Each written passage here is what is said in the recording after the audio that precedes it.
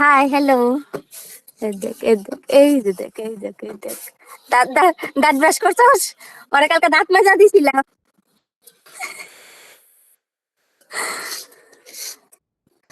এটা দুনিয়ার যে কষ্টামি গুলো আছে আমি এগুলা করবো।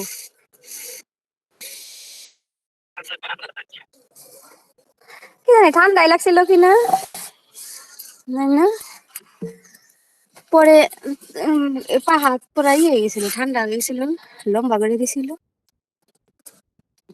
ধীরে ধীরে এরকম করছে। সমস্যা নাই, এমনি ডাক্তার এসে দেখে গেছে। ভয় দেখায় আমাদের মাঝে মাঝে। হুম, আবার দেখে পিছন থেকে কি বলা হয় তার নামে।